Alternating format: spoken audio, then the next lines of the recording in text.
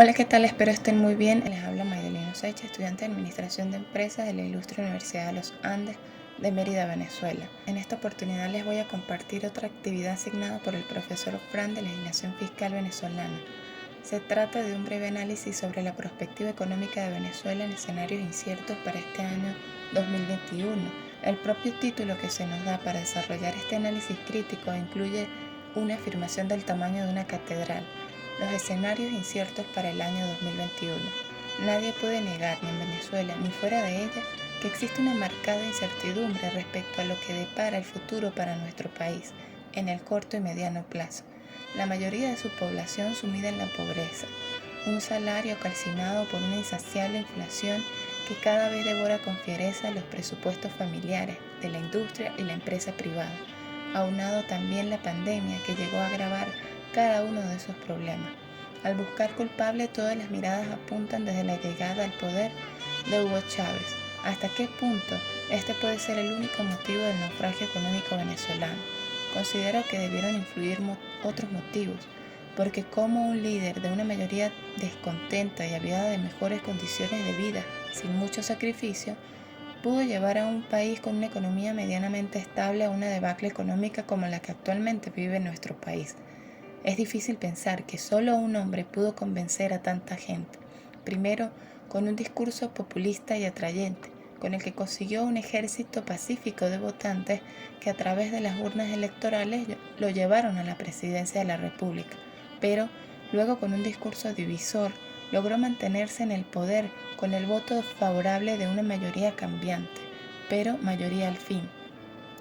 Entonces debieron coexistir otros factores, especialmente de orden social y político, que motivaron el ascenso al poder de la revolución bolivariana, con sus persistentes consecuencias sobre la economía nacional, los cuales pueden ser analizados a partir de su influencia sobre la hacienda pública nacional. Bajo esta perspectiva debemos partir de lo que se entiende por hacienda pública, interpretando lo aquí expuesto por Cabanela. Esta definición de hacienda hace énfasis en la parte activa del patrimonio del Estado, es decir, en los ingresos, en los bienes y en las rentas. También distingue las tres fases de la hacienda pública, que son la recaudación, la conservación y la aplicación de los recursos para la satisfacción de las necesidades públicas y el cumplimiento de los fines supremos del Estado. Por otra parte, Peña afirma que sí son tres las fases de la hacienda pública y expone el orden en que ha de cumplirse esa función. La primera fase son los ingresos públicos, que es la fase recaudadora. La segunda fase es la inversión o los egresos, que es la fase de gastos públicos. Y la tercera fase es la de administración de los recursos. La fase de recaudación de la hacienda pública durante casi todo el siglo XIX no es centralizada. No existen verdaderas políticas económicas encaminadas a una recolección tributaria justa y equitativa, tomando en consideración la capacidad económica de los contribuyentes, para crear una verdadera conciencia fiscal. Tampoco se busca proteger la producción nacional con impuestos más flexibles, sino que se pecha por igual las importaciones y las exportaciones.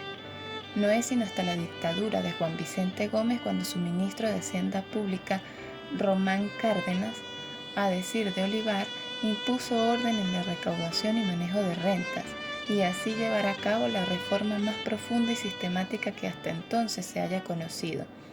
Luego viene lo que algunos llaman el periodo de transición entre dos dictaduras, la de Vicente Gómez y la de Pérez Jiménez. Durante este periodo, como hechos relevantes en materia de hacienda pública, encontramos las reformas de la Ley de Arancel de Aduanas en 1936, la Ley de Impuestos sobre la Renta de 1942 y la Ley de Hidrocarburos en 1943.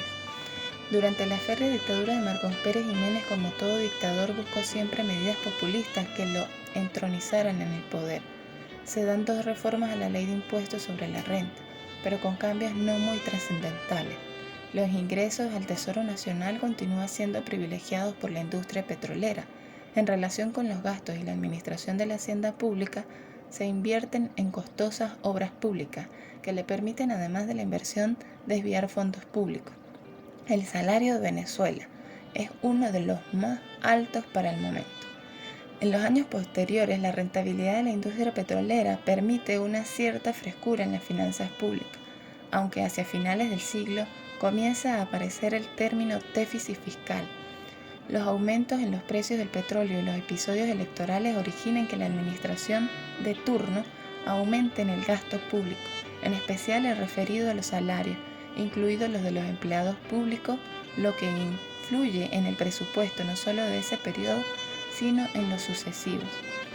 En las últimas décadas del siglo se dan ciertos eventos sociales, políticos y militares que facilitaron el ascenso al poder de Hugo Chávez, que con su discurso populista hacía creer que su intención era invertir y distribuir la riqueza petrolera para mejorar el aparato productivo, lograr la mayor suma de felicidad posible para los venezolanos, convertir a Venezuela en una potencia y sanear las finanzas públicas. Precisamente buscando una mayor pulcritud en el manejo de las finanzas públicas, rápidamente dicta la Ley Orgánica de la Administración Financiera, que para su mayor comprensión le dejo lo aquí expuesto por Moreno.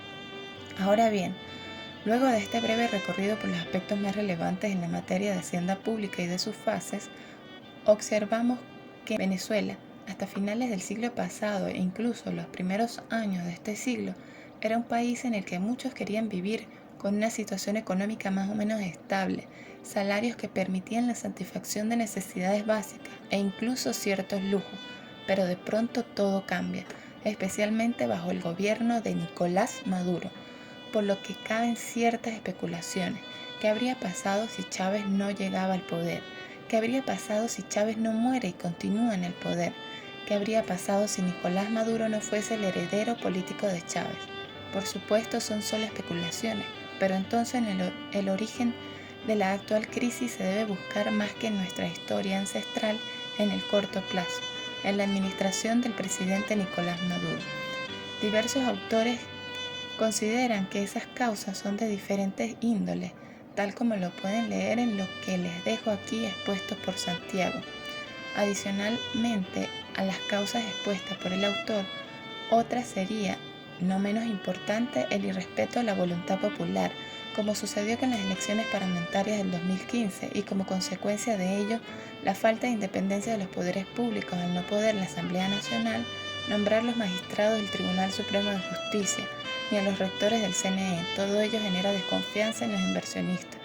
Bajo esta realidad, considero que la primera medida para salir de la actual crisis económica de nuestro país sería el nombramiento de un Consejo Nacional Electoral creíble que convoque a unas elecciones pulcras y sobre todo que respete los resultados. Esto daría credibilidad al país. Se abriría la posibilidad de la inversión privada en rubros como el turismo, que jamás ha sido explotado como debería ser. También abre la posibilidad del acceso a créditos fiables y en condiciones favorables al país. Reduciría el índice del riesgo país con las consecuencias que ello implica. Provocaría el regreso de una parte de los talentos y del capital que han emigrado. En todo caso, exista o no un cambio de gobierno, debe haber un verdadero saneamiento de las finanzas públicas, ajustándolos a los principios rectores de eficiencia, solvencia, transparencia, responsabilidad y equilibrio fiscal, previsto en el artículo 311 de la Constitución de 1999. Cambiar los matices políticos de la economía, sustituyéndolos por verdaderas políticas científicas en el área económica, participación de todos los sectores, la sociedad civil, la empresa privada, trabajadores de universidades, en un verdadero diálogo inclusivo nacional, atención prioritaria a la industria petrolera para la pronta reactivación a niveles óptimos de producción y comercialización, ataque frontal a la corrupción y a la burocracia de la administración. En relación a lo que como jóvenes podemos hacer para salir a flote y contribuir a solventar la crisis, son pocas las oportunidades que se nos presentan. Son pocas por cuanto implica como requisito plegarse a un pensamiento político, con el cual en lo personal no estoy de acuerdo. Considero que los jóvenes que permanecemos en el país, que amamos a nuestra patria, que aún no hemos decidido emigrar, debemos continuar con nuestra preparación, seguir al lado de nuestras universidades dándole nuestro apoyo, y que en el trabajo o actividad que estemos realizando actualmente, bien sea en el sector público o privado, busquemos ser esa diferencia que dé luz entre tanta oscuridad, actuando con humildad, con valores, con honestidad, con amabilidad, con respeto y con solidaridad, sin juzgar, denigrar ni humillar a nadie. Bueno, nuevamente espero haber cumplido con el objetivo de la presente investigación y que esta información sea del agrado y beneficio de todo aquel que la requiera. Sin más, muchas gracias por la atención.